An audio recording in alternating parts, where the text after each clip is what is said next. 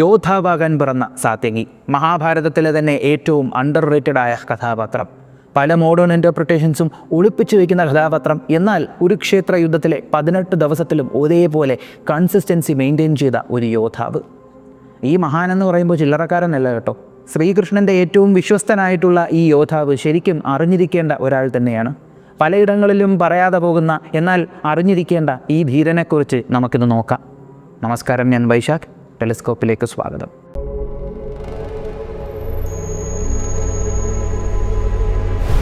നമ്മൾ സാത്യകി ആരാണെന്ന് ജനറലി ഒന്ന് സെർച്ച് ചെയ്ത് നോക്കുമ്പോൾ യാദവ വംശത്തിലെ ഒരു യോദ്ധാവ്, ഒരു വീരൻ, ഒരു കമാൻഡർ എന്നൊക്കെ മാത്രമേ നമുക്കറിയാൻ കഴിയുള്ളൂ. അപ്പോൾ അതുകൊണ്ട് തന്നെ ആദ്യം സാത്യകി ആരാണെന്ന് പറയണം.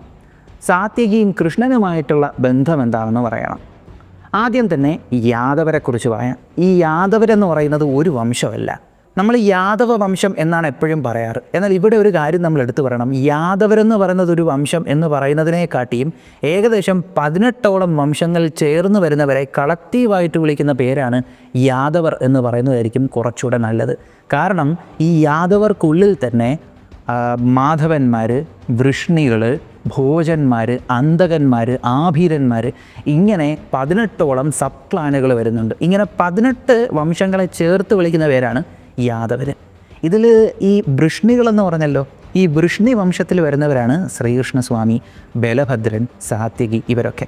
ശ്രീകൃഷ്ണസ്വാമിയുടെ അച്ഛനായിട്ടുള്ള വസുദേവർ വൃഷ്ണി വംശത്തിലും അമ്മയായിട്ടുള്ള ദേവകി ഭോജവംശത്തിലുമാണ്. അതുപോലെ തന്നെ ഞാൻ ആഭീരർ എന്നൊരു വംശം പറഞ്ഞല്ലോ. ഈ ആഭീരന്മാർ ഗംഭീരമായിട്ടുള്ള യോദ്ധാക്കളാണ്. അതായത് അസാമാന്യമായിട്ട് പോരാടാൻ കെൽപ്പുള്ളവരാണ് ആഭീരന്മാർ. വാസുദേവൻ ശ്രീകൃഷ്ണൻ്റെ നാരായണീ സേനയുണ്ടല്ലോ, ഈ നാരായണീ സേനയിൽ ഈ ആഭീരരുണ്ടെന്നാണ് പറയുന്നത്. ഇനി സാത്യകിയും ശ്രീകൃഷ്ണസ്വാമിയും തമ്മിലുള്ള ബന്ധം എങ്ങനെ എന്ന് നമുക്ക് പറയാം.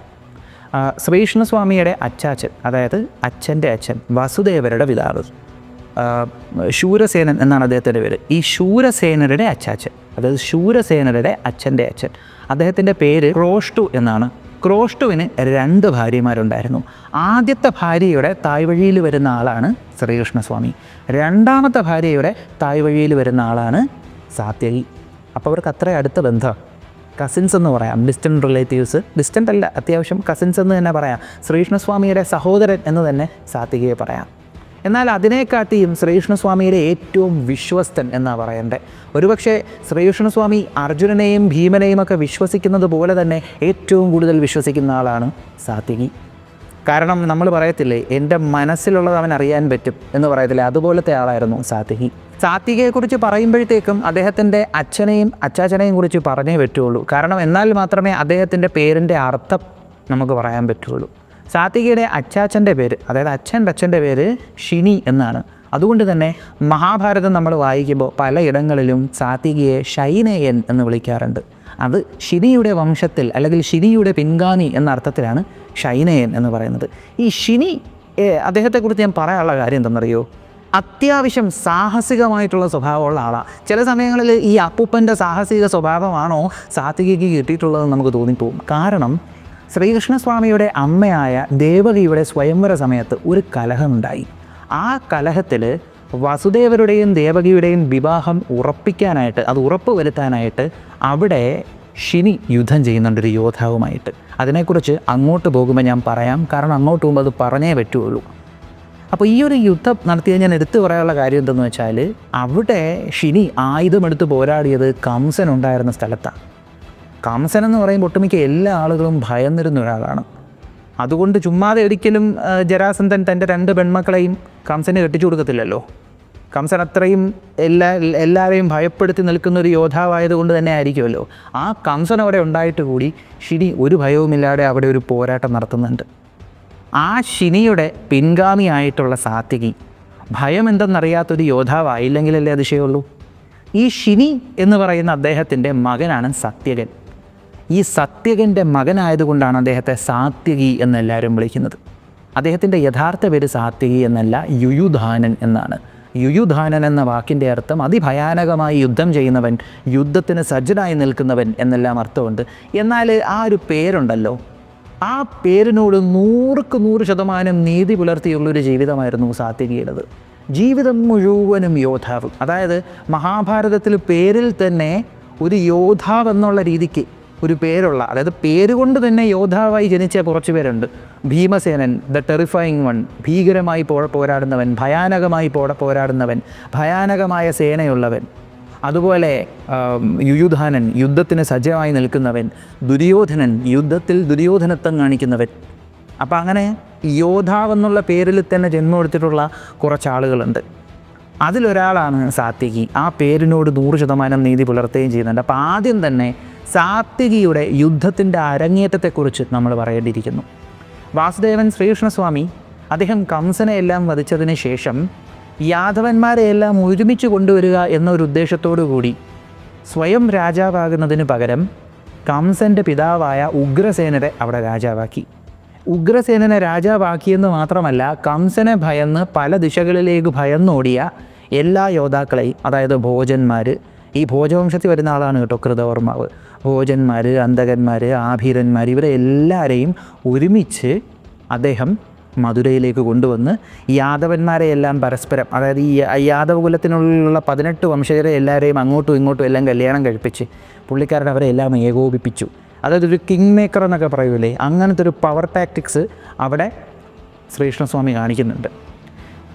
ഈ സമയം കംസൻ വധിക്കപ്പെട്ടതിൽ ആ ഒരു ദേഷ്യത്തിൻ്റെ പുറത്ത് കംസൻ്റെ അമ്മായിയച്ഛനായ ജരാസന്ധൻ തൻ്റെ 2 പെൺമക്കളെ വിവാഹം ചെയ്തേക്കുന്ന തൻ്റെ മരുമകനായ കംസൻ്റെ മരണത്തിന് പ്രതികാരം ചെയ്യാനായിട്ട്, കംസനെ വധിച്ച ഈ കൃഷ്ണനെ ആക്രമിച്ച് യാദവകുലം മുഴുവനും മുടിപ്പിക്കാനായിട്ട് ജരാസന്ധൻ മധുരയിലോട്ടൊരു യാത്ര നടത്തുന്നുണ്ട്.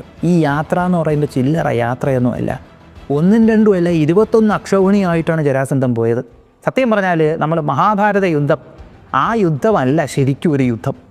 അതിനെക്കാട്ടിയും ഭയാനകമായിട്ടുള്ള യുദ്ധങ്ങൾ നമ്മുടെ മഹാഭാരതത്തിൽ പറയുന്നുണ്ട്, കൃഷ്ണൻ്റെ യുദ്ധങ്ങൾ പറയുന്നുണ്ട്. അതിലൊരു യുദ്ധമാണ് ഈ യുദ്ധം. കാരണം മഹാഭാരത യുദ്ധത്തിൽ എന്ന് പറയുമ്പോൾ അത് ശരിയാണ്, ഭയങ്കര വീരന്മാരായിട്ടുള്ള മഹാരഥന്മാരാണ് തമ്മിൽ പോരടിച്ചത് മഹാഭാരത യുദ്ധത്തിൽ. എന്നാൽ ഇവിടെയെന്ന് പറയുമ്പോഴത്തേക്കും ഇപ്പോൾ പാണ്ഡവന്മാരുടെ കൂടെ 7 അക്ഷൗഹിണി, കൗരവരുടെ കൂടെ 11 അക്ഷൗഹിണി എന്നാണല്ലോ പറയുന്നത്. ഇവിടെ 21 അക്ഷൗഹിണിയുമായിട്ടാണ് ജരാസന്ധൻ പോണത്. ഈ 21 അക്ഷൗഹിണിയിൽ ചില്ലറക്കാരെല്ലാം ഉണ്ടായിരുന്നത്. വിരാടനുണ്ടായിരുന്നു, അതുപോലെ ദ്രുപദനുണ്ടായിരുന്നു, ദുര്യോധനനുണ്ടായിരുന്നു. ദുര്യോധനനും സംഘം എന്നാണ് പറയുന്നത്. അപ്പോൾ ചിലപ്പോൾ നമ്മുടെ അംഗരാജൻ കർണനും ഉണ്ടാവണം, കാരണം ദുര്യോധനൻ ഏത് യുദ്ധത്തിൽ പോയാലും അദ്ദേഹം കൂടെ പോകുമല്ലോ. അപ്പോൾ അദ്ദേഹം ഉണ്ടായിരുന്നു. രുക്മി ഉണ്ടായിരുന്നു, രുക്മിയുടെ അച്ഛനുണ്ടായിരുന്നു ഭീഷ്മകൻ, അദ്ദേഹം ഉണ്ടായിരുന്നു. പിന്നെ ഒട്ടുമിക്ക എല്ലാ രാജാക്കന്മാരും ഉണ്ടായിരുന്നു. കാരണം ഇവർക്കൊക്കെ കൃഷ്ണൻ്റെ അടുത്തൊരു ദേഷ്യം ഉണ്ടായിരുന്നു. ഒന്നാമത്തെ കാര്യം, കാരണം എന്താ നമ്മൾ പറയാറില്ലേ, എവിടെ നിന്നോ വന്നൊരു ചെക്കൻ അവനൊരു കിങ് മേക്കർ ആവുകയാണ്. രാജത്വം നഷ്ടപ്പെട്ട, വംശങ്ങൾക്ക് മുമ്പേ രാജത്വം നഷ്ടപ്പെട്ട യാദവന്മാരെ എല്ലാവരെയും ഒരുമിച്ച് കൊണ്ടുവന്ന് അവർക്കെല്ലാം രാജത്വം നേടി അവരെ ധീരന്മാരും വീരന്മാരും ആക്കി അവരുടെ സൈന്യ സമൂഹങ്ങളെല്ലാം വലുതാക്കി ഇങ്ങനെ ഒരു പുതിയ ശക്തി ഭാരതദേശത്തിൽ രൂപീകരിച്ചു തുടങ്ങിയപ്പോൾ അതിൻ്റെ ദേഷ്യം ഒട്ടുമിക്ക എല്ലാ രാജാക്കന്മാർക്കും കൃഷ്ണനോടുണ്ടായിരുന്നു. പിന്നെ അത് മാത്രമല്ല, ജരാസന്ധന് സാമ്രാട്ട് എന്ന പദവിയുണ്ടായി, ചക്രവർത്തി പദം ഉണ്ടായിരുന്നു. ജരാസന്ധനെ വധിച്ചതോടുകൂടി ചക്രവർത്തി പദം ഭീമന് കിട്ടി. കാരണം ചക്രവർത്തിയെ കൊല്ലുന്നവൻ ചക്രവർത്തിയാവുമല്ലോ. അപ്പോൾ ചക്രവർത്തി പദം ഭീമന് കിട്ടി. ആ പദം നേരെ പോയത് യുധിഷ്ഠിരനാണ്. കാരണം യുധിഷ്ഠിരനെ പ്രതിനിധീകരിച്ചാണല്ലോ ഭീമൻ ജരാസന്ധനെ വധിക്കുന്നത്. അപ്പോൾ യുധിഷ്ഠിരന് മുമ്പ് ചക്രവർത്തി പദം ഉണ്ടായിരുന്ന ആളായിരുന്നു നമ്മുടെ ജരാസന്ധൻ. അപ്പോൾ അതുകൊണ്ട് തന്നെ ജരാസന്ധൻ്റെ ശക്തിയെ ഭയന്നും സൈന്യബലത്തെ ഭയന്നും, അതുപോലെ തന്നെ ജരാസന്ധൻ്റെ കൂടെ ഇപ്പോൾ ചക്രവർത്തിക്ക് കീഴിൽ നിൽക്കുന്ന ആളുകൾ എന്നുള്ള രീതിയിൽ എല്ലാ രാജാക്കന്മാരും കൂടെ പാഞ്ഞു വന്നു. ശല്യരൊക്കെ ഉണ്ടായിരുന്നു എൻ്റെ കൂട്ടത്തിൽ, അദ്ദേഹമൊക്കെ ഉണ്ടായിരുന്നു. അപ്പോൾ ഇവരെല്ലാവരും കൂടെ മധുരയിലോട്ട് യാത്ര തിരിച്ചു. അപ്പോൾ ഈ മധുരയിലോട്ട് യാത്ര തിരിച്ച സമയത്ത് കൃഷ്ണനും ബലഭദ്രനും കൂടെ യുദ്ധത്തിന് സജ്ജമായി. അവിടെ എന്ന് പറയുമ്പോൾ വലിയ സൈന്യങ്ങളൊന്നും ഇല്ലായിരുന്നു. ഉണ്ടായിരുന്ന സൈന്യത്തെയും യാദവ ശ്രേഷ്ഠന്മാരെ എല്ലാവരെയും കൂടെ ഒരുമിച്ച് കൂട്ടി ശ്രീകൃഷ്ണസ്വാമി യുദ്ധത്തിന് തയ്യാറാകുന്നുണ്ട്. അതൊരു ഗംഭീര യുദ്ധമാണ്. വേണമെങ്കിൽ ഈ ഒരു യുദ്ധത്തെക്കുറിച്ച് ഡീറ്റെയിൽ ആയിട്ട് മറ്റൊരു വീഡിയോയിൽ ചെയ്യാം. വേണമെങ്കിൽ ഒന്ന് കമൻറ്റ് ചെയ്തേക്കുക. ആ ഒരു യുദ്ധത്തിൽ മധുരയുടെ കോട്ടയിലെ 4 ഭാഗങ്ങളിലായി ഓരോ ആളുകളെ സുരക്ഷയ്ക്കായി ചുമതലപ്പെടുത്തും. അതിലൊരു ദിശയിലെ ഒരു കോട്ടവാതിലിൻ്റെ സുരക്ഷ ഏൽപ്പിച്ചത് സാത്വികിയാണ്. ഈ ഒരു യുദ്ധമാണ് സാത്വികിയുടെ അരങ്ങേറ്റം എന്ന് പറയുന്നത്. ഈ ഒരു യുദ്ധത്തിനൊരു പ്രത്യേകതയുണ്ട്. സാത്വികിയുടെ അച്ഛനായിട്ടുള്ള സത്യകൻ സാത്വികയുടെ അച്ഛനായിട്ടുള്ള ശിനി, ഇവർ 3 പേരും കൂടെ ഒരുമിച്ച് അതിൽ യുദ്ധം ചെയ്തിട്ടുള്ള ഗംഭീരമായിട്ട് ഇതിൽ പോരാടുന്നുണ്ട്. ഗംഭീരമായിട്ടുള്ള പോരാട്ടം എന്നൊക്കെ പറഞ്ഞാൽ ചങ്ക് പുകയുന്ന കരിങ്കൽ ഇടിയൊക്കെ ആയിരുന്നു ഇവിടെ. കാരണം ബലരാമനൊക്കെ ഉണ്ടായിരുന്നല്ലോ, ഇടിയുടെ ആളാണ്, ഇടിച്ച് ചങ്ക് കിളക്കുന്ന ഇടിയാണ് അവിടെ ബലരാമൻ ഇടിച്ചിട്ടൊക്കെ ഉള്ളത്. അപ്പോൾ അങ്ങനത്തെ യുദ്ധമായിരുന്നു അവിടെ അരങ്ങേറിയത്. ആ യുദ്ധത്തിൽ സാത്വികി ഗംഭീരമായിട്ടുള്ള ഒരു പോരാട്ടം കാണിക്കുന്നുണ്ട്. ശരിക്കും യുയുധാനൻ എന്ന് പറയുന്ന പേരിന് 100% നീതി പുലർത്തിയായിരുന്നു അദ്ദേഹത്തിൻ്റെ ആദ്യത്തെ യുദ്ധത്തിൻ്റെ തുടക്കം.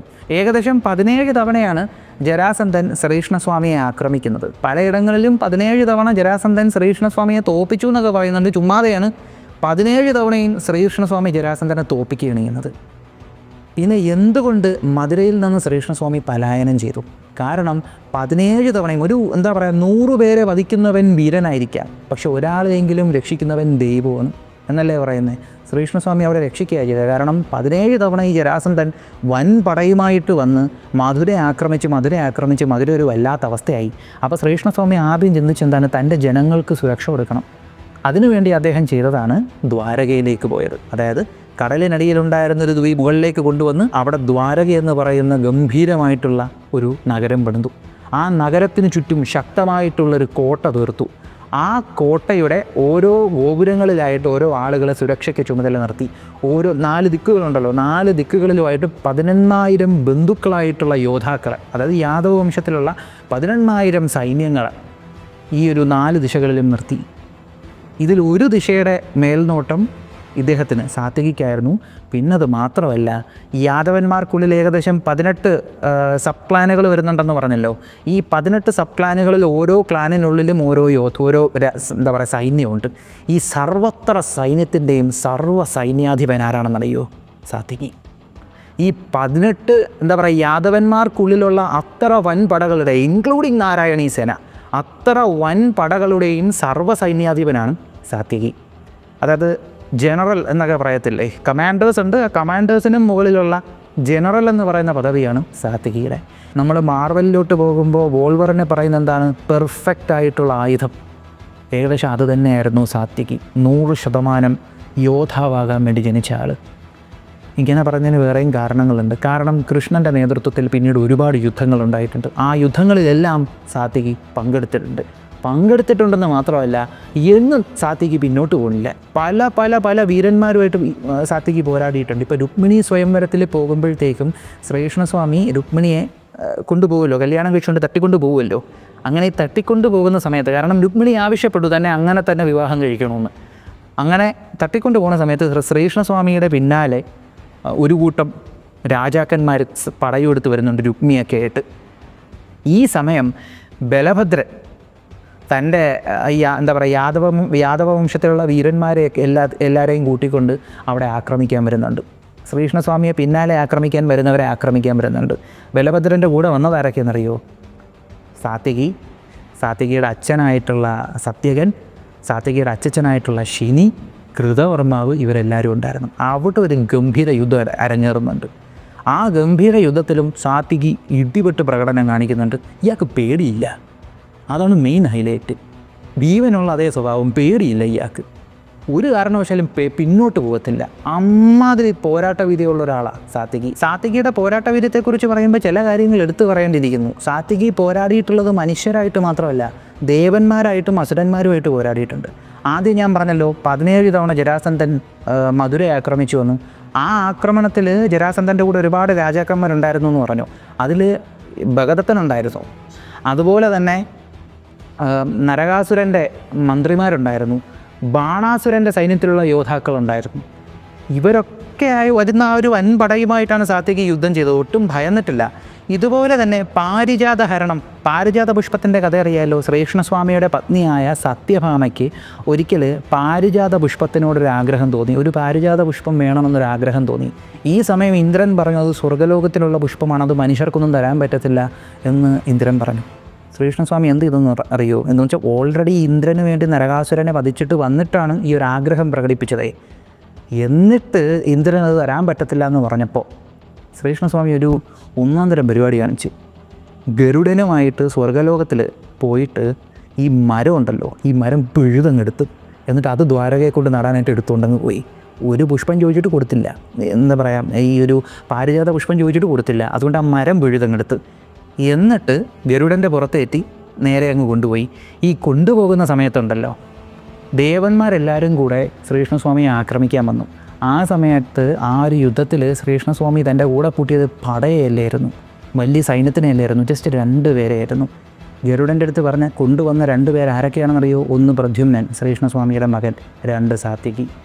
അത്ര കോൺഫിഡൻസ് ആയിരുന്നു സാത്യകിയിൽ. ദേവന്മാരുമായിട്ട് യുദ്ധം ചെയ്യാൻ പോവുക. ഇന്ദ്രൻ്റെ മകനും ഇന്ദ്രൻ്റെ കൂടെ ഉണ്ടായിരുന്നൊരു വീരനുമുണ്ട്, ഒരു ദേവലോകത്തിലുള്ളൊരു വീരനുണ്ട്. ആ വീരനുമായിട്ട് കട്ടയ്ക്ക് കെട്ട സാത്യകി പോരാടുന്നുണ്ട്. അതിൽ സാത്യകിക്ക് ക്ഷതം സംഭവിക്കുന്നുണ്ട്, എന്നാലും പിന്നോട്ട് പോകുന്നില്ല പുള്ളിക്കാരൻ.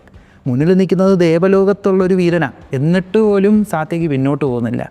അങ്ങനെ നിന്ന് പോരാടുന്ന ഒരാളാണ് സാത്യകി. കൂടുതലൊന്നും പറയേണ്ട, കുരുക്ഷേത്ര യുദ്ധം ഒന്ന് കേട്ടു നോക്കിയാൽ മതി. നമ്മുടെ ചാനലിൽ കുരുക്ഷേത്ര യുദ്ധത്തെക്കുറിച്ച് ഡീറ്റെയിൽ ആയിട്ട് പറഞ്ഞുകൊണ്ടൊരു സീരീസ് തന്നെയുണ്ട്, കുരുക്ഷേത്ര സീരീസ്. നമ്മുടെ പ്ലേലിസ്റ്റ് കിടപ്പുണ്ട്. ആദ്യമായിട്ട് കാണുന്നവരാണെങ്കിൽ ആ സീരീസ് ഒന്ന് പോയി കണ്ടു നോക്കുക. ആ സീരീസിൽ 18 ദിവസം, കുരുക്ഷേത്ര യുദ്ധത്തിലെ 18 ദിവസവും കൺസിസ്റ്റൻസി മെയിൻറ്റെയിൻ ചെയ്തിട്ടുള്ള ആളുകളാണ് ഈ ഭീമസേനൻ, സാത്യകി, അശ്വത്ഥാമാവ്, ഇവരൊക്കെ. പിന്നെ മറ്റൊരു കാര്യം, നമ്മൾ കുരുക്ഷേത്ര യുദ്ധത്തിലോട്ട് പോകുമ്പോഴത്തേക്കും സാത്യകിക്കും ഭൂരിശ്രവസിനും ഇടയിൽ ഒരു ശത്രുത നമുക്ക് കാണാൻ കഴിയുന്നുണ്ട്, അല്ലേ? ആ ശത്രുതയെക്കുറിച്ച് ഇപ്പോൾ കുരുക്ഷേത്ര സീരീസ് കണ്ടവരാണെങ്കിൽ ഞാൻ ആ സീരീസിൽ പറഞ്ഞായിരുന്നു, സാത്യകിക്കും ഭൂരിശ്രവസിനും ഇടയിൽ ഒരു ശത്രുതയുണ്ട്. ആ ശത്രുതയെക്കുറിച്ച് ഞാൻ പിന്നൊരിക്കൽ പറയാമെന്ന്. ആ ശത്രുതയെക്കുറിച്ചാണ് ഇപ്പോൾ പറയാൻ പോകുന്നത്. ഞാൻ നേരത്തെ പറഞ്ഞല്ലോ, ശ്രീകൃഷ്ണസ്വാമിയുടെ അമ്മയായ ദേവകിയുടെ സ്വയംവര സമയം. ഈ സ്വയംവര സമയത്ത് ദേവകി വസുദേവരെ സ്വന്തം ഭർത്താവായി സ്വീകരിച്ചു. അവിടെ സോമദത്തനുണ്ടായിരുന്നു. സോമദത്തൻ അത് ഇഷ്ടപ്പെട്ടില്ല. സോമദത്തൻ പറഞ്ഞു, ഒരു യുദ്ധം നടത്തണം, ആ യുദ്ധത്തിൽ കേമനായിട്ടുള്ള ആൾ ആരാണോ അയാളെ മാത്രം വിവാഹം കഴിച്ചാൽ മതി, അതാണ് അതിൻ്റെ നിയമമെന്നും പറഞ്ഞ് പോരാട്ടത്തിന് ചാലഞ്ച് ചെയ്തു. ഇവിടെ വസുദേവരെ ചാലഞ്ച് ചെയ്തപ്പോൾ ആ പോരാട്ടത്തിന് നേരെ കയറി പോരാടാൻ നിന്നത് ശിനിയായിരുന്നു. വസുദേവരെ പ്രതിനിധീകരിച്ചുകൊണ്ട് സോമദത്തനുമായിട്ട് ശിനി പോരാടി. അവിടെ കംസൻ ഇരിപ്പുണ്ട്. എന്നിട്ട് ഇവർ 2 പേരും കൂടെ പോരാടി. അതൊരു ഗംഭീര പോരാട്ടമായിരുന്നു. ആ പോരാട്ടത്തിൽ ശിനി നിഷ്പ്രയാസം സോമദത്തനെ പരാജയപ്പെടുത്തുന്നുണ്ട്. സോമദത്തനെ പരാജയപ്പെടുത്തിയെന്ന് മാത്രമല്ല, സോമദത്തൻ്റെ മുടിക്ക് കുത്തിപ്പിടിച്ചിട്ട് ശിനി സോമദത്തനൊരു ചവിട്ട് മുച്ചു കൊടുത്തു. ഇത് സോമദത്തന് ഒരുപാട് അപമാനമായി. ഒന്ന്, തന്നെ സ്വീകരിക്കാതെ വസുദേവരെ ദേവകി സ്വീകരിച്ചതിൻ്റെ ദേഷ്യം. 2, അത്രയും ആളുകളുടെയും കംസൻ്റെയും മുന്നിൽ വെച്ച് ശിനി താനുമായിട്ട് പോരാടി തന്നെ തോൽപ്പിച്ചതിൻ്റെ ദേഷ്യം. അതിനു പുറമെ രാജാക്കന്മാരുടെ മുന്നിൽ വെച്ച് തൻ്റെ മുടിക്ക് കുത്തിപ്പിടിച്ച് ചവിട്ടിയതിൻ്റെ ദേഷ്യം. ഈ ദേഷ്യത്തിൻ്റെ പുറത്ത് സോമദത്തൻ മഹാദേവനെ തപസ്സിരുന്നു എന്നാണ് പറയുന്നത്. അങ്ങനെ ഈ ഒരു പകരം വീട്ടാനായിട്ടൊരു മകനെ സ്വന്തമാക്കി. ആ മകനാണ് ഭൂരിശ്രവസ്. അപ്പോൾ ശിനിയുടെ പിൻഗാമിയായിട്ടുള്ള സാത്യകിക്കും ഭൂരിശ്രവസിനും തലമുറകളുടെ പ്രതികാരം നിൽപ്പുണ്ടായിരുന്നു. അപ്പോൾ ആ ഒരു വൈരാഗ്യം ഭൂരിശ്രവസിനും സാത്യകിക്കും പരസ്പരമുണ്ട്. സാത്യകിക്ക് മൊത്തവും 11 ആൺമക്കളാണ്. ഈ 11 ആൺമക്കളിൽ 10 പേരെ സാത്യകിയുടെ മുമ്പിലിട്ട് ഭൂരിശ്രവസ് വധിക്കുന്നുണ്ട്. അത് യുദ്ധത്തിൽ ജയിക്കുക എന്നുള്ള ഉദ്ദേശം മാത്രമല്ലായിരുന്നു, ഇവർക്കിടയിൽ നിൽക്കുന്ന ആ ഒരു വൈരാഗ്യം ഉണ്ടല്ലോ, ആ വൈരാഗ്യത്തിൻ്റെ പരകോടിയിലെത്തിയിട്ടാണ് സാത്യകിയുടെ മുന്നിൽ വെച്ച് തന്നെ സാത്യകിയുടെ 10 ആൺമക്കളെ ഭൂരിശ്രവസ് വധിച്ചു കളയുന്നത്. ഇതുമാത്രമല്ല, നേരത്തെ ഞാൻ പറഞ്ഞല്ലോ, ശിനി ഭൂരിശ്രവസിൻ്റെ അച്ഛനായിട്ടുള്ള സോമദത്തനെ മുടിക്ക് കുത്തിപ്പിടിച്ച് എല്ലാവരുടെയും മുന്നിൽ വെച്ച് ചവിട്ടിയെന്ന് ഈ സെയിം കാര്യം അതേപോലെ സാത്യകിയുടെ അടുത്ത് കാണിച്ച് ഭൂരിശ്രവസ് പ്രതികാരം വീട്ടുന്നുണ്ട്. 14-ാം ദിവസം അർജുനൻ്റെ ഗംഭീരമായിട്ടുള്ള യുദ്ധം ഉണ്ടായിരുന്നല്ലോ, കൗരവരുടെ 7 അക്ഷൗഹിണി അർജുനൻ തകർത്ത ദിവസം. ആ ദിവസം അർജുനനെ ഒരുപാട് നേരമായിട്ട് കാണാതായപ്പോൾ യുധിഷ്ഠിരൻ പറഞ്ഞിട്ട്, സാത്യകി ഓൾറെഡി പുറത്തുനിന്ന് യുദ്ധം ചെയ്യുന്ന ആൾ ഈ പടയെല്ലാം ഫൈറ്റ് ചെയ്ത് ഉള്ളിൽ കയറി വരും. അങ്ങനെ കയറി വന്ന സാത്യകിയെ, ആ സാത്യകി ഈ പറയുന്ന ഭൂരിശ്രവസുമായിട്ട് പോരാടി പരാജയപ്പെടുന്നതിൻ്റെ വക്കത്തെത്തുന്നു. ഈ വക്കത്തെത്തുന്ന സമയത്ത് ഭൂരിശ്രവസ് ഒരു കയ്യിൽ വാളുരുപ്പിടിച്ച് സാത്യകിയുടെ മുടിക്ക് കുത്തിപ്പിടിച്ച് എല്ലാവരുടെയും മുന്നിൽ വെച്ച് സാത്യകിയെ ചവിട്ടുന്നുണ്ട്. എങ്ങനെയാണോ ശിനി ഭൂരിശ്രവസിൻ്റെ അച്ഛനായ സോമദത്തനെ ചവിട്ടിയത്, അതുപോലെ ഈ സമയത്താണ് അർജുനൻ അസ്ത്രമേത് ഭൂരിശ്രവസിൻ്റെ കൈ അറുത്ത് കളയുന്നതും. അങ്ങനെ നിലത്ത് വീണ ഭൂരിശ്രവസിനെ സാത്യകി തൻ്റെ വാളുകൊണ്ട് വെട്ടി വീഴ്ത്തുന്നതും. സാത്യകിക്ക് ഉള്ളിൽ അത്രത്തോളം കോപമുണ്ട്. ഒന്നാമത്തെ കാര്യം, സാത്യകിയുടെ കോപം എന്ന് പറയുമ്പോഴത്തേക്കും ഈ തലമുറകളായിട്ടുള്ള ഒരു പ്രതികാരം. രണ്ടാമത്തെ കാര്യം തൻ്റെ 10 ആൺമക്കളെ തൻ്റെ മുന്നിലിട്ട് വധിച്ചതിൻ്റെ കോപം. ഇതിനേക്കാട്ടിയും ഒരു കോപം സാത്വികിക്കുണ്ട്. സാത്വികി എന്ന് പറയുമ്പോൾ വളരെ ധർമ്മബോധമുള്ള ആളാണ്. അതായത് ധർമ്മം വിട്ടോ ആ ധർമ്മത്തിനപ്പുറം ഒരാളെ കയറി അപമാനിക്കുന്ന ആളുകളെ തീർത്തിരിക്കണം എന്ന് ചിന്തയുള്ള ഒരാളാണ് സാത്വികി. സാത്വികിക്ക് ഏറ്റവും കൂടുതൽ ദേഷ്യം വന്ന കാര്യം കൗരവർ ഒരുമിച്ച് കൂടിച്ചേർന്ന് അഭിമന്യുവിനെ വധിച്ചതിൻ്റെ ദേഷ്യമാണ്. അതാണ് സാത്വികി അവിടെ പറയുന്നത്. എല്ലാവരും കൂടെ ചേർന്ന് ഒരാളെ വധിക്കുകയാണെങ്കിൽ ഞാനിത് ചെയ്തത് അനീതിയൊന്നുമല്ല.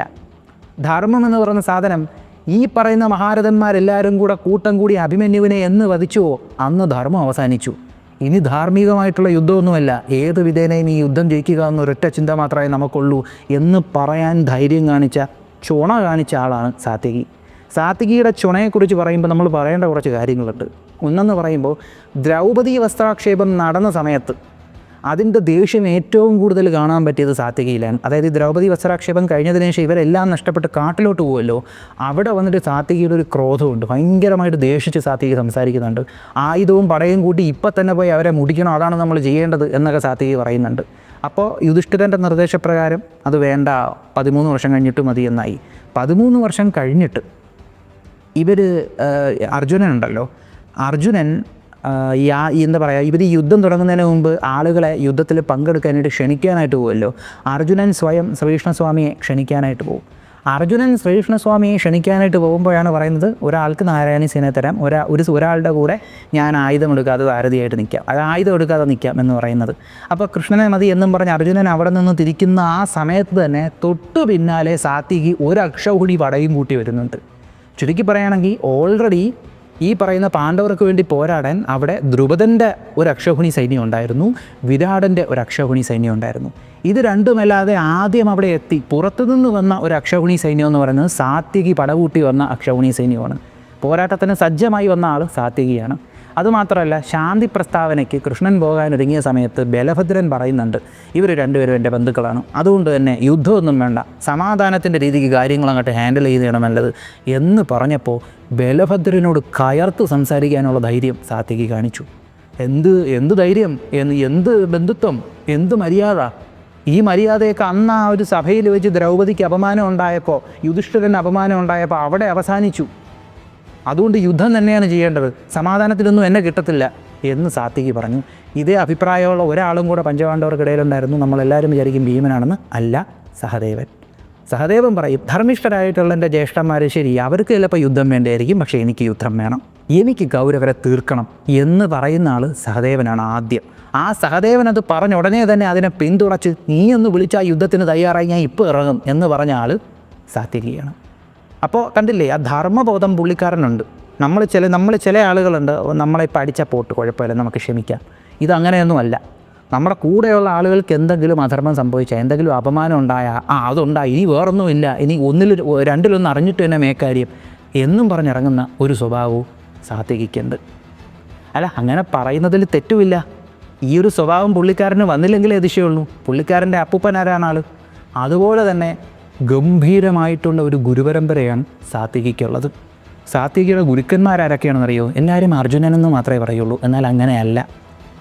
അർജുനൻ സാത്വികിക്ക് പരിശീലനം കൊടുക്കുന്നതിന് മുമ്പ് പല യുദ്ധങ്ങളിൽ സാത്വികി ശ്രീകൃഷ്ണസ്വാമിയുടെ കൂടെ പോകുന്നുണ്ട്. അവിടെയെല്ലാം സാത്വികി നല്ല ഗംഭീരമായി പോരാടുന്നുമുണ്ട്. അപ്പോൾ ആരാണ് ശരിക്കും സാത്വികിയെ ആദ്യം ധനുർവേദം പഠിപ്പിച്ചത്? കൃപാചാര്യർ കൗരവർക്കും പാണ്ഡവർക്കും അന്ന് ഇങ്ങനെ ധാർത്തരാഷ്ട്രന്മാർ, പാണ്ഡവന്മാർ ഇവർ രണ്ടുപേരും കൂടെ ചേർന്ന് കൗരവരെന്നാണ് പറയുന്നത്. 105 കൗരവന്മാരെന്നാണ് പറയുന്നത്. 105 യുയുത്സുവും കൂടെ ചേർന്ന് 106 കൗരവന്മാരെന്നാണ് പറയുന്നത്. ഈ 106 കൗരവന്മാരെ പഠിപ്പിക്കുന്നതിൻ്റെ കൂട്ടത്തിൽ അവിടെ സാത്വികിയും പഠിച്ചിരുന്നു ഇദ്ദേഹത്തിൻ്റെ അടുത്തുനിന്ന്, കൃപാചാര്യരുടെ. ശേഷം ഇവരെല്ലാവരും കൂടെ ദ്രോണരെടുത്ത് പഠിക്കാൻ പോയപ്പോൾ അവിടെ ദ്രോണരെടുത്ത് പഠിക്കാനും സാത്വികി വന്നിട്ടുണ്ട്. അപ്പോൾ ഓൾറെഡി 2 ഗംഭീരന്മാരുടെ അടുത്തു നിന്നാണ് പഠിക്കുന്നത്. ആരൊക്കെ? ഈ കൃപാചാര്യർ, പിന്നെ ദ്രോണാചാര്യർ. ഈ ദ്രോണാചാര്യരുടെ അടുത്ത് സാത്വികി പഠിച്ചിരുന്ന സമയത്ത് ദുര്യോധനനും സാത്വികിയൊക്കെ നല്ല ഫ്രണ്ട്സ് ആയിരുന്നുവെന്ന് പിന്നീട് ഇവരുടെ രണ്ടുപേരുടെയും സംഭാഷണത്തിൽ നിന്ന് മനസ്സിലാകുന്നുണ്ട്. ദുര്യോധനൻ ഈ ചൂതുസഭയിൽ വെച്ച് ചൂത് കളിച്ചെല്ലാം നേടിയെടുക്കുകയും ദ്രൗപദിയെ അപമാനിക്കുകയും ചെയ്തപ്പോൾ അവിടെ വെച്ച് സാത്വികി ദുര്യോധനനെ കട്ട് ചെയ്തു. നമ്മൾ അങ്ങനെ ആയിരിക്കണം കേട്ടോ. കാരണം ഈ ചീറ്റിംഗ് എന്ന് പറയുന്ന സാധനം ഒരിക്കലും നമ്മൾ സപ്പോർട്ട് ചെയ്ത് കൊടുക്കരുത് നമ്മുടെ കൂട്ടുകാരന്മാർക്ക്. അങ്ങനെ നമ്മൾ സപ്പോർട്ട് ചെയ്താൽ നമ്മൾ വളരെ ദുഷിച്ച ഒരു കൂട്ടുകാരനായിട്ട് മാറും. അനാവശ്യമായിട്ടുള്ള പ്രചോദനം കൊടുത്ത് കൂട്ടുകാരന്മാരെ നമ്മുടെ രാജമാണിക്യത്തിൽ സൈമൺ നാടാർ ചെയ്യുന്നത് പോലെ അനാവശ്യമായിട്ടുള്ള പ്രചോദനം കൊടുത്ത് നീ മരണമാസാടാ എന്നും പറഞ്ഞ് കുഴി കൊണ്ട് ചാടിക്കുന്നതിന് പകരം കൂട്ടുകാരൻ തെറ്റ് ചെയ്യാൻ പോയാടേ കാണിക്കുന്ന തെറ്റാണ്, ഇനി നീ ആ തെറ്റ് ചെയ്താൽ നിൻ്റെ കരണൊഴിച്ച് പോയക്കാൻ പോകണമെന്ന് ഞാനായിരിക്കും എന്ന് പറയാനുള്ള ധൈര്യം നമ്മൾ കാണിക്കണം. അത് സാത്വികി കാണിക്കും. സാത്വികിയുടെ കൂട്ടുകാരനായിരുന്നു ദുര്യോധനൻ ദ്രൗപദിക്ക് അപമാനം ഉണ്ടാക്കി. ഈ ഒരു ക്ഷത്രിയന്മാർക്ക് ചേർന്നിട്ടുള്ള കാര്യമില്ല ഈ ചൂത് കളിച്ചെല്ലാം നേടിയെടുക്കുക എന്ന് പറയുന്നത്. ചൂത് കളിച്ച യുധിഷ്ഠിരനും തെറ്റുകാരൻ, അതിന് തുടക്കമിട്ട ദുര്യോധനനും തെറ്റുകാരൻ. രോഗത്തെക്കാട്ടിയും രോഗകാരണത്തെ കുറ്റം പറയണമെന്നല്ലേ പറയുന്നത്. അതുകൊണ്ട് തന്നെ സാത്വികി അന്ന് ദുര്യോധനനോ ആയിട്ടുള്ള സൗഹൃദം കട്ട് ചെയ്തു. അത് സാത്വികിയുടെ മറ്റൊരു സ്വഭാവ ഗുണമാണ്. അത് നമുക്കിവിടെ വ്യക്തമായിട്ട്. പിന്നെ ബലഭദ്രൻ അവിടെ സംസാരിച്ചതിൽ ശാന്തി മാത്രം മതി, യുദ്ധം വേണ്ടെന്ന് പറഞ്ഞപ്പോൾ അവിടെയും കയർത്ത് സംസാരിക്കുന്നുണ്ട് ആര്? സാത്വികി. ഇതൊക്കെ സാത്വികിയുടെ സ്വഭാവത്തിൻ്റെ ഗുണങ്ങളാണ്. ഇത് നമ്മൾ കണ്ടുപിടിക്കേണ്ട കാര്യമാണ്. കൂട്ടുകാരൻ തെറ്റുകയാണെങ്കിൽ അപ്പോൾ അവനെ തിരുത്തുക, അത് ചെയ്തിരിക്കണം. അത് സാത്വികിയുടെ ഒരു നല്ല ഗുണമായിട്ട് നമുക്ക് പറയാം. അപ്പോൾ അങ്ങനെ ദ്രോണാചാര്യരുടെ അടുത്ത് നിന്ന് സാത്വികി പഠിച്ചിട്ടുണ്ട്. പിന്നെ സാത്വികിയുടെ ഗുരുവായിട്ട് വരുന്ന ആരാണെന്നറിയോ? ഭീഷ്മരിൽ നിന്ന് പഠിച്ചിട്ടുള്ള അപൂർവം ചില ആളുകളിൽ ഒരാളാണ് സാത്വികി. സാത്വികി ഭീഷ്മരിൽ നിന്നും അസ്ത്രാഭ്യാസം പഠിച്ചിട്ടുണ്ട്. എന്നിട്ടാണ് സാത്വികി അർജുനനിൽ നിന്ന് ദിവ്യാസ്ത്രം പഠിക്കുന്നത്. അർജുനൻ ഇന്ദ്രപ്രസ്ഥത്തിലൊക്കെ വന്നതിന് ശേഷമാണ് സാത്വികി അർജുനൻ്റെ അടുത്ത് പഠിക്കാൻ പോകുന്നത്. അപ്പോൾ അതിനു മുമ്പേ തന്നെ ഒരുപാട് യുദ്ധങ്ങൾ സാത്വികി ചെയ്യുന്നുണ്ട്. പിന്നത് മാത്രമല്ല, കൃഷ്ണൻ്റെ അപ്പൂപ്പൻ, അതായത് കൃഷ്ണൻ്റെ അമ്മയായിട്ടുള്ള ദേവകിയുടെ അച്ഛൻ ദേവകനെ വധിക്കാനായിട്ട് ഗൂഢനീക്കങ്ങൾ ചെയ്യുന്നവരുടെ കൂട്ടത്തിൽ ഈ പറയുന്ന കൃതവർമാവ് ഉണ്ടായിരുന്നു. അത് സാത്വികി മനസ്സിലാക്കുന്നുണ്ട്. സാത്വികിക്ക് ഒടുക്കത്തെ ബുദ്ധിയാണ്, സൂക്ഷ്മ ബുദ്ധിയാണ്, കാര്യങ്ങൾ നേരത്തെ നോക്കി മനസ്സിലാക്കാനുള്ള കഴിവുണ്ട്. സാത്വികിയും ശ്രീകൃഷ്ണസ്വാമി അത് മനസ്സിലാക്കുന്നുണ്ട്. പക്ഷേ അതിൻ്റെ ദേഷ്യം ശ്രീകൃഷ്ണസ്വാമി കൃതവർമാവിൻ്റെ കൂടെ കാണിച്ചിട്ടില്ല. പക്ഷേ ശ്രീകൃഷ്ണസ്വാമി കൃതവർമാവിനെ കൂടെ കൂട്ടാറില്ല. കൂടെ കൂട്ടുമോ? സ്വന്തം അപ്പൂപ്പനെ തട്ടാൻ നോക്കിയവനെ ആരെങ്കിലും കൂടെ കൂട്ടുമോ? അപ്പോൾ സാത്വികി, ഞാൻ പറഞ്ഞല്ലോ, കാര്യങ്ങളിങ്ങനെ നോക്കി ശ്രദ്ധിച്ച് മനസ്സിലാക്കാൻ കഴിവുള്ള ഒരാളാണ് സാത്വികി എന്ന്. അതിൻ്റെ മറ്റൊരു ഉദാഹരണമാണ് ശ്രീകൃഷ്ണസ്വാമി ശാന്തി പ്രസ്താവനയായിട്ട് ഹസ്തിനപുരത്തോട്ട് പോകുമല്ലോ. ശാന്തി അത് 5 ഗ്രാമല്ല, സൂചി കുത്താൻ പോലും ഇടം കൊടുക്കത്തില്ല എന്ന് ദുര്യോധനൻ പറയുന്ന സമയം, ആ സമയം ഈ ശാന്തി പ്രസ്താവനയ്ക്ക് ശ്രീകൃഷ്ണസ്വാമി പോകുന്ന സമയത്ത് ദുര്യോധനൻ ശ്രീകൃഷ്ണസ്വാമിയെ പിടിച്ചു കെട്ടാനായിട്ടുള്ള, ബന്ദിയാക്കാനായിട്ടുള്ള ഒരു പ്ലാൻ ഇടുമല്ലോ. ഇത് സാത്വികി നേരത്തെ നോക്കിയും കണ്ടും മനസ്സിലാക്കുന്നുണ്ട്. എന്നിട്ട് പതുക്കെ കൃതവർമാവിനെയും കൂട്ടി പുറത്തു പോയിട്ട് കൂടെ വന്ന യാദവ സേനയെ പോരാട്ടത്തിന് സജ്ജമാക്കി നിർത്തിയിട്ടാണ് സാത്വികി അകത്തോട്ട് കയറുന്നത്. അതായത് ശ്രീകൃഷ്ണനെ എങ്ങാനും പിടിച്ചു കെട്ടിയാൽ അവിടെ ഒരു യുദ്ധം നടത്താൻ സാത്വികി പുറത്തുപോയി പ്ലാൻ ഇട്ടിട്ട് അകത്ത് കയറി വന്നേ. അപ്പോൾ അത് കാര്യങ്ങൾ നേരത്തെ നോക്കി മനസ്സിലാക്കാനുള്ളൊരു വിവേകം, ഒരു ബോധം അത് സാത്വികയ്ക്കുണ്ട്. അത് നമുക്ക് ഇവിടെ നിന്ന് മനസ്സിലാക്കാൻ പറ്റും. ഈ സാത്വികയെക്കുറിച്ച്, സാത്വികയുടെ പോരാട്ട വീര്യം പറഞ്ഞു, ഒട്ടും ഭയമില്ലാത്ത ആളാണെന്ന് പറഞ്ഞു. അതുപോലെ തന്നെ നല്ല ലോയൽറ്റി, കൂറ് കാണിക്കുക. ലോയൽറ്റി എന്ന് പറയുന്ന സാധനത്തിൻ്റെ ഒരു ഒരു പ്രത്യക്ഷ രൂപമാണ് സാത്വികി എന്ന് പറയാം. 100% കൂറ് കാണിക്കുന്ന ഒരാൾ. എതിരെ വരുന്ന യോദ്ധാവ് തന്നെക്കാട്ടിയും ശക്തനാണ്, തന്നെക്കാട്ടിയും വീരനായിട്ടുള്ളൊരു യോദ്ധാവാണെങ്കിൽ പോലും സാത്വികി കൂടെയുള്ളവരെ ഇട്ട് കൊടുത്തിട്ട് ഓടിക്കളയത്തില്ല. തട്ടിപ്പോയാലും കുഴപ്പമില്ല, കൂടെയുള്ളവർക്ക് വേണ്ടി പോരാടണം. നമ്മുടെ കൈതി സിനിമയിലൊരു ഡയലോഗ് ഉണ്ടല്ലോ, സാർ തട്ടിപ്പോയാലും കുഴപ്പമില്ല, തട്ടിപ്പോണതിന് മുമ്പേ 2-3 തീർത്തിട്ട് വേണം തീരാനെന്ന്. ആ ഒരു മൈൻഡ് സെറ്റാണ് സാത്വികിക്ക്. അത് ശരിക്കും പറയേണ്ട കാര്യം. ഈ ഒരു പോരാട്ട വീര്യം തന്നെയാണ് സാത്വികിയെ അംഗരാജനായിട്ടുള്ള കർണനെ പോലും പരാജയപ്പെടുത്താൻ സഹായിച്ചത്. കർണൻ പലതവണ സാത്വികിയെ പരാജയപ്പെടുത്തുന്നുണ്ട്. എന്നിരുന്നാൽ പോലും കർണനെ സാധാരണ ഒരു വില്ല് വെച്ച് സാത്വികി പരാജയപ്പെടുത്തുക എന്ന് പറഞ്ഞാൽ അയാളെ നമ്മൾ അപ്രീഷിയേറ്റ് ചെയ്ത് കൊടുത്തേ പറ്റത്തുള്ളൂ. ഭീമൻ്റെ എത്രത്തോളം കരബലം സാത്വികിക്കില്ല. ഭീമൻ ഉപയോഗിക്കുന്നത് പോലെ ഭാരം താങ്ങാൻ പറ്റുന്ന, അത്രത്തോളം ഭാരം താങ്ങാൻ പറ്റുന്ന വില്ലല്ല സാത്വികിയുടെ ഉള്ളത്. ഗാന്ധീപം പോലെ ഒരു ദിവ്യമായിട്ടുള്ള വില്ലല്ല സാത്വികിയുടെ ഉള്ളത്, സാധാരണ വില്ല. ആ സാധാരണ വില്ല് വെച്ച് സാത്വികി പോരാടുന്നുണ്ടെങ്കിൽ ഗംഭീരനായിട്ടുള്ള യോദ്ധാവാണ്, സമ്മതിച്ചു കൊടുത്തേ പറ്റത്തുള്ളൂ. അതും ആ സാധാരണമായിട്ടുള്ള വില്ല് വെച്ച് ഭീഷ്മരോടെയും ദ്രോണരോടെയൊക്കെ പോരാടി നിൽക്കുക, അതുപോലെ കർണനെ പരാജയപ്പെടുത്തുക എന്നൊക്കെ പറഞ്ഞാൽ ചില്ലറ കാര്യമൊന്നുമല്ല, സമ്മതിച്ചു കൊടുത്തേ പറ്റത്തുള്ളൂ. ഇനി പോരാട്ടത്തിൻ്റെ കാര്യം പറയുമ്പോൾ സാത്വികിയുടെ കൊടി, ധ്വജമടയാളം എന്ന് പറയുമ്പോൾ സ്വർണ്ണ സിംഹമാണ്.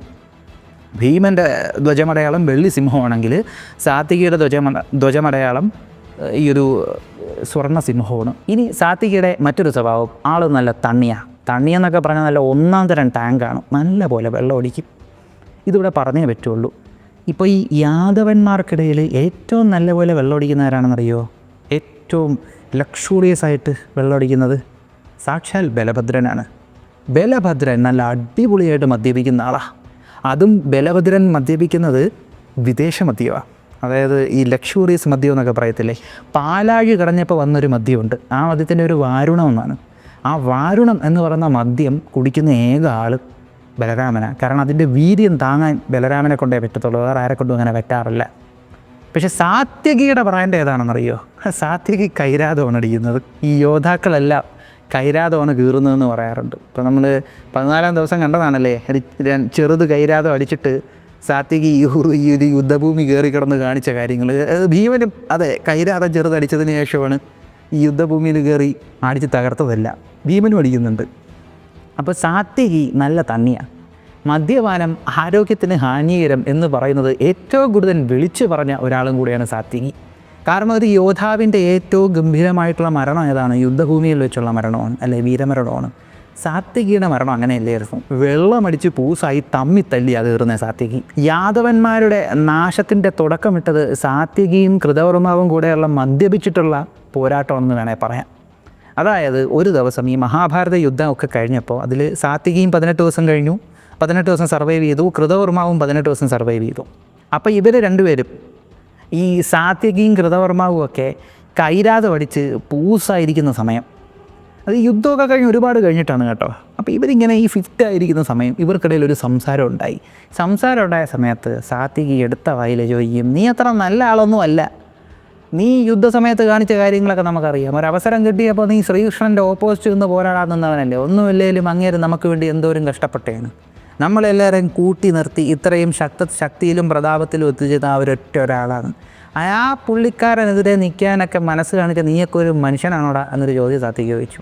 കൃതവർമാവ്, നീ അത്ര ഗംഭീരമൊന്നുമില്ല, നീ ആരാടാ അത് പറയാനെന്ന് കൃതവർമാവ്. ഉടനെ സാത്യകി പറഞ്ഞ്, എൻ്റെ അടുത്തൊന്നും പറയാനുള്ളൊരു അർഹതയും നിനക്കില്ല. കാരണം നീ ആ പാവം അഭിമന്യുവിനെ തട്ടാൻ നിന്നപ്പോൾ കൂടെ നിന്നവനാണ്. അതുപോലെ തന്നെ ഉറങ്ങിക്കിടന്ന പാണ്ഡവരുടെ ക്യാമ്പിൽ ഈ അശ്വത്ഥാമാവ് കയറി ആക്രമിച്ചപ്പോൾ കൂട്ടിന് പോയതല്ലടാ നീയൊക്കെ ഒരു യോദ്ധാവാണോ എന്നും പറഞ്ഞ് ചീത്ത പറഞ്ഞപ്പോൾ ഇദ്ദേഹം തിരിച്ചു, കൃതവർമാവ് തിരിച്ചു, നീ പിന്നെ അങ്ങ് ഗംഭീര യോദ്ധാവല്ലേ, നമ്മൾ കണ്ട് അന്ന് അർജുനൻ അസ്ത്രം ചെയ്ത് ഭൂരിശ്രവസിൻ്റെ കൈയറുത്ത് കളഞ്ഞില്ലായിരുന്നെങ്കിൽ അന്ന് നിന്നെ തീർത്തേനെ ഭൂരിശ്രവസ്. അല്ലെങ്കിലും നിൻ്റെ അപ്പനപ്പൂപ്പന്മാരെ കാട്ടിയും ഭൂരിശ്രവസ് സോമദത്തനും ഒക്കെ തന്നെയാടാ അടിപൊളി എന്ന് കൃതവർമാവ്. ഇത് കേട്ടപ്പോൾ സാത്യകി നേരെ തിരിച്ച് അടുത്തൊരു ഡയലോഗ്, എൻ്റെ അപ്പനെയും അപ്പൂപ്പനെയും പറയാനായിട്ട് നിനക്കൊരു അന്തസ്സുമില്ലടാ. നീ നമ്മുടെ നന്മയ്ക്ക് വേണ്ടി നമ്മുടെ കൂടെ നിന്ന് നമ്മുടെ സ്വന്തം ശ്രീകൃഷ്ണസ്വാമി, ആ ശ്രീകൃഷ്ണസ്വാമിയുടെ അപ്പൂപ്പനെ, അതായത് ദേവകി മാതാവിൻ്റെ അച്ഛനായ ദേവകനെ വധിക്കാനായി രഹസ്യമായിട്ട് ഗൂഢാലോചന നടത്തിയവനല്ലേടാ നീ. പിന്നെ അവിടെ സംസാരമൊന്നുമില്ല, അങ്ങോട്ട് അടി തുടങ്ങി. രണ്ടെണ്ണം കൂടെ കൊങ്ങയ്ക്ക് കുത്തി പിടിച്ച് അങ്ങോട്ട് അടി തുടങ്ങിയാണ്. അടി എന്നൊക്കെ പറയുമ്പോൾ നല്ല ഗംഭീര അടി. ഈ അടി തുടങ്ങിയ സമയത്ത് മറ്റുള്ളവരെല്ലാവരും കൂടെ വന്ന് പിന്തിരിപ്പിക്കാൻ തുടങ്ങി. പിന്നെ ആയുധം എടുത്ത് യുദ്ധമായി. ആ ഒരു യുദ്ധത്തിൽ പരസ്പരം ആദ്യം കൃതവർമാവിനെ സാത്യകി തട്ടും. അപ്പോൾ സാത്യകി കൃതവർമാവിനെ തട്ടി ആ സമയത്ത് കൃതവർമാവിൻ്റെ കൂടെ ഉണ്ടായിരുന്ന ആളുകളെല്ലാവരും കൂടെ വന്ന് സാത്യകി അങ്ങ് തീർക്കും. ഇവിടെ ഒരു കാര്യം ആലോചിക്കണം, കൃതവർമാവിനെ സാത്യകി വധിച്ചതിന് ശേഷം സാത്യകിയെ വധിച്ചത് ഭോജന്മാരും അന്തകന്മാരും കൂടെ ചേർന്നിട്ടാണ്. യാദവർക്കുള്ളിൽ വരുന്ന ഭോജവംശവും അന്തകവംശവും കൂടെ ചേർന്നിട്ട് കൂട്ടമായിട്ടാണ് സാത്യകിയെ തീർക്കുന്നത്. അത്ര പേരും കൂടെ കൂട്ടം കൂടി. അപ്പോൾ എന്താണ് മദ്യപാനം, ചുരുക്കി പറയുകയാണെങ്കിൽ വെള്ളം ഒടിച്ച് തമ്മിൽ തല്ലി തീർന്നു, അതാ പറയണ്ടേ. മദ്യപാനം ആരോഗ്യത്തിന് ഹാനികരമെന്നും സാത്യകിയിൽ നിന്ന് നമ്മൾ പഠിക്കേണ്ട ഒരു കാര്യമാണ്. ദ്വാരകയിൽ വെച്ച് സാത്യകി പൂജിച്ചിട്ടുണ്ടായിരുന്ന ഒരു വിഗ്രഹം ഉണ്ടായിരുന്നു. ആ വിഗ്രഹം ദ്വാരകയിൽ പ്രളയം ഉണ്ടായ സമയത്ത് കടലിലേക്ക് മുങ്ങിപ്പോയി. ഈ വിഗ്രഹത്തെ, കടലിൽ ഒഴുകിപ്പോയ ഈ ഒരു വിഗ്രഹത്തെ സാക്ഷാൽ ഗരുഡൻ എടുത്തു എന്നാണ് പറയുന്നത്. ആ വിഗ്രഹത്തെ ശേഷം ദുർവാസാവ് മുനി പ്രതിഷ്ഠിച്ച് പൂജിച്ചു എന്നാണ് പറയുന്നത്. എവിടെയാണെന്നറിയോ? നമ്മുടെ തിരുവല്ല ശ്രീവല്ലഭ ക്ഷേത്രം. തമിഴ്നാട്ടിലെ ട്രിപ്ലിക്കൻ ശ്രീ പാർത്ഥസാരഥി ക്ഷേത്രം എന്നും പറഞ്ഞൊരു ക്ഷേത്രമുണ്ട്. ആ ക്ഷേത്രത്തിൽ ശ്രീകൃഷ്ണസ്വാമി ഒറ്റയ്ക്കല്ല പ്രതിഷ്ഠ. ശ്രീകൃഷ്ണസ്വാമിയുടെ കൂടെ രുക്മിണി ദേവി, ശ്രീകൃഷ്ണസ്വാമിയുടെ മകനായിട്ടുള്ള പ്രദ്യുമ്നൻ, ശ്രീകൃഷ്ണസ്വാമിയുടെ പേരക്കുട്ടിയായിട്ടുള്ള അനിരുദ്ധൻ, ബലഭദ്രൻ, കൂടെ സാത്യകിയും കൂടെ ഉണ്ട്. ഇവരിത്ര പേരുടെ ചേർന്നാണ് അവിടുത്തെ പ്രതിഷ്ഠ. ഈ ക്ഷേത്രത്തിനൊരു പ്രത്യേകതയും കൂടെയുണ്ട്. ശ്രീകൃഷ്ണസ്വാമിക്ക് മീശയുണ്ട് ഈ ക്ഷേത്രത്തിൽ. മീശയുള്ള ശ്രീകൃഷ്ണസ്വാമിയുടെ ഒരു പ്രതിഷ്ഠയുള്ള ക്ഷേത്രമാണ് ട്രിപ്ലിക്കേൻ പാർത്ഥസാരഥി ക്ഷേത്രം. പാർത്ഥസാരഥി എന്ന ഭാവമില്ലേ, നമ്മൾ സിമ്പിളായിട്ടൊന്ന് ആലോചിച്ച് നോക്കുക. നമ്മൾ ഈ ചിത്രങ്ങളിലൊക്കെ കാണുന്ന കണക്ക് യുദ്ധം ചെയ്തിരുന്ന സമയത്ത് ശ്രീകൃഷ്ണസ്വാമി ക്ലീൻ ഷേവൊന്നും ആയിരിക്കത്തില്ല. എവിടെ അതിനൊക്കെ സമയം? അതുകൊണ്ട് താടിയും മുടിയൊക്കെ ഉണ്ടായിരുന്നു ആ സമയത്ത്. ലോജിക്ക് ഒന്ന് ആലോചിച്ച് നോക്കിയേ. അപ്പോൾ ആ ഒരു യുദ്ധസമയത്തിലെ മീശ പിരിച്ച ആ ഒരു ഉഗ്രഭാവത്തിലാണ് ട്രിപ്ലിക്കേൻ പാർത്ഥസാരഥി ക്ഷേത്രത്തിൽ ശ്രീകൃഷ്ണസ്വാമി ഉള്ളത്.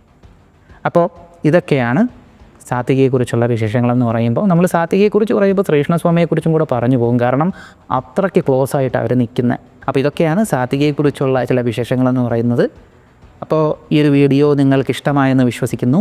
നിങ്ങളുടെ അഭിപ്രായങ്ങളൊന്ന് കമൻറ്റ് ചെയ്തേക്കുക. നമ്മുടെ ചാനലിലേക്ക് നിങ്ങൾ ആദ്യമായിട്ടാണ് വരുന്നതെങ്കിലും സബ്സ്ക്രൈബ് ചെയ്തേക്കുക. നമ്മുടെ ചാനലിലെ കണ്ടൻറ്റുകൾ നിങ്ങൾക്ക് ഇഷ്ടപ്പെടുന്നുണ്ടെങ്കിൽ നിങ്ങളുടെ ബന്ധുമിത്രാദികൾക്കും പറ്റുമെങ്കിൽ ശത്രുക്കൾക്കും ഒന്ന് അയച്ചു കൊടുക്കുക. മറ്റൊരു വീഡിയോയിൽ മറ്റൊരു കണ്ടൻറ്റുമായി കാണുന്നത് വരെ